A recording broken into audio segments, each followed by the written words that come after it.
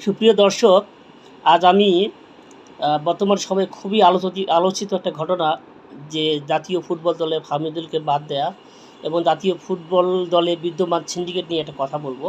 এজন্য আমি আসলে আজকের এই ভিডিওতে এসেছি। তো প্রথমে আমি যাকে নিয়ে যে বড় ধরনের ঘটনা, যে আমাদের খেলোয়াড় ফাহমিদুল, তাকে নিয়ে বলবো। ফাহমিদুল ইতালিতে বসবাস করেন, তার মা বাবা ইতালি নাগরিক সেই সূত্রে, এবং সে বাংলাদেশের ফেনী জেলার সন্তান। তো হামিদুলের একটা বিষয় হলো যে ইতালির যে বিভিন্ন ডিভিশনগুলো আছে, ইতালির সিঁড়ি এ, বি, সি, ডি, এই যে তাদের যে বিভিন্ন টায়ারগুলো আছে, টায়ারগুলোর মধ্যে সে ডি টায়ারের খুব ভালো এবং সম্ভাবনাময়ী দ্রুত গতির একজন খেলোয়াড়। তো সে হাবিয়ার ক্যাবরেরা চোখে পড়েছিল। হাবিয়ার ক্যাবরেরা তাকে ডাকলেন। ডাকার পর সে সৌদি আরবে ক্যাম্প করলো, সেখানে খেললো। সৌদি আরবের স্থানীয় ক্লাবের বিরুদ্ধে খেলে সে হ্যাটট্রিক করলো। সে বড় ধরনের একটা খেলার মধ্যে ইম্প্যাক্ট রাখলো।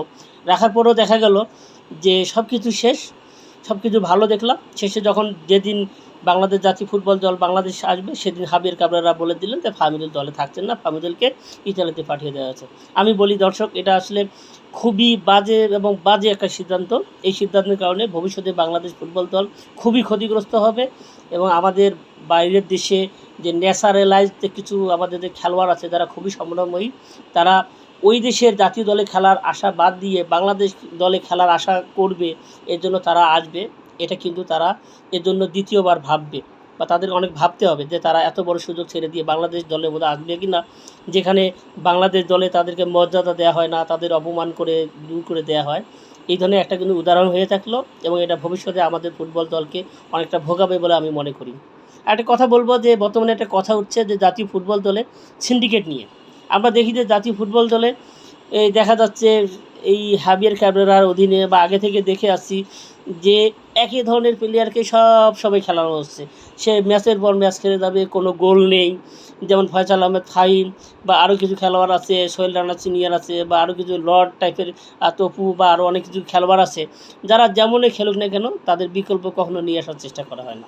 আসলে এগুলো হচ্ছে কি, আমাদের যে জাতীয় পর্যায়ে বিভিন্ন ক্লাবগুলো আছে, এগুলো সিন্ডিকেট, অর্থাৎ এগুলোর কিছু কোটা খেলোয়াড় থাকে, তাদেরকে অবশ্যই দলে নিতে হবে। এই চিন্তা করে কিন্তু এই যে আমাদের দলটা কিন্তু আমরা ঠিকমতো সাজাতে পারছি না। অথচ বাইরে কত ভালো ভালো খেলোয়াড় আছে। এই যে গত বাংলাদেশ প্রিমিয়ার লিগ হলো, সেখানে মানিক মোল্লা বা এর মতো কিছু ভালো ভালো আরও কিছু ভালো খেলোয়াড় ছিল, দীপক রায়, বা আরও কিছু খেলোয়াড় ছিল যারা খুব ভালো খেলেছে, তাদেরকে আমরা নিইনি, অথচ তারা খুব ভালো পারফরমেন্স করেছে। আসলে দুঃখজনক বিষয় হলো যে সিন্ডিকেট করা হচ্ছে, একটা ক্লাব থেকে একটা খেলোয়াড় খেলতেছে এতটুকুই, কিন্তু এতে কিন্তু ফুটবলের কোনো উন্নতি হচ্ছে না।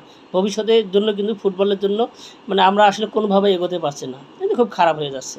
এটা নিয়ে আপনারা দেখবেন যে মোহামেডানের কোচ আলফাজ আহমেদ, যাকে আমরা জাতীয় ফুটবল দলে সবসময় আলফাজ সমান হলো মিসপাস বা ভুলপাস এই বলে জানতাম, এই আলফাজ কিন্তু বড় বড় কথা বলতেছে যে বিদেশি খেলোয়াড় আসলে আমাদের জাতীয় লোয়ার যে খেলোয়াড়গুলো তাদের কী হবে। আরে বাবা, এখানে বিষয়টা হলো যে বিদেশি কোয়ালিফাইড খেলোয়াড়রা আসবে, তাদেরকে দেখে আমরা নিজেকে নতুন করে খেলা শিখবো, আমরা তাদের সঙ্গে ফাইট করব, তাদের চেয়ে ভালো হওয়ার চেষ্টা করব, চেষ্টা হওয়ার পর তারপর আমরা জাতীয় দলে কোয়ালিফাই করব। এটাতে যেটা হবে যে আমাদের ফুটবল দলটা কিন্তু অনেক এগিয়ে যাবে। এগিয়ে যাওয়ার ফলে একসময় কী হবে, বাইরের দেশে অবস্থানরত খেলোয়াড়, তারপর আমাদের নিজেদের খেলোয়াড়ের কম্বিনেশনে কী হবে, আমরা ভালো ভালো জায়গায় প্রথমে এশিয়ান কাপ, পরে বিশ্বকাপের আমরা চিন্তাভাবনা করবো, সেটা কিন্তু হয়ে উঠছে না। এরপরে আমি যেটা বলবো যে কোচ ক্যাবরেরার কথা। আমি হাবিয়ার ক্যাবরেরা খুব ভালো মানের কোচ বলে আমার কাছে মনে হয় নাই।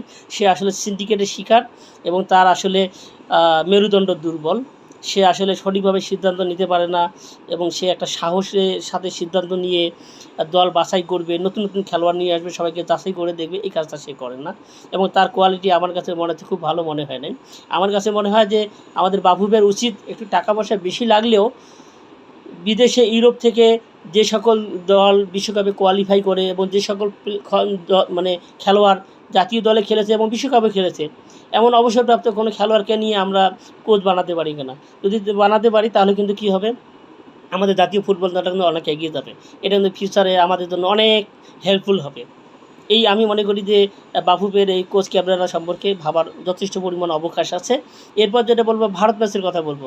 ভারত ম্যাচে আপনারা দেখবেন যে ভারত কিন্তু এই ম্যাচটাকে বাংলাদেশের বিপক্ষে ওরা সবচেয়ে কঠিন ম্যাচ মনে করছে। আমাদের জন্য এটা কঠিন ম্যাচ। ভারত এই কঠিন ম্যাচকে টার্গেট করে তাদের 40 বছর বয়সী একজন খেলোয়াড় সুনীল ছেত্রী যে অবসরে চলে গিয়েছিল, এই সুনীল ছেত্রীকে আবার কি সে জাতীয় দলে আবার ফেরত নিয়ে আসলো। এটা অনেকটা বলছে, অনেকে হাস্যকর বলছে, লজ্জাকর বলতেছে। তারা দেখেন কতটা সিরিয়াস। আর আমরা এত বড় একটা ম্যাচকে কেন্দ্র করে ফাহমিদুল হামজার সুন্দর একটা আমরা কম্বিনেশন দেখতে পেতাম। ফাহমিদুল দ্রুতগতি খেলোয়াড়, হামজা দ্রুতগতি খেলোয়াড়, ফাহমিদুল হামজাকে হেল্প করতে পারতো, এদিকে রাকিবও দ্রুতগতি খেলোয়াড়, আবার সব মিলে একটা খুব ভালো একটা আমরা কম্বিনেশন পেতাম।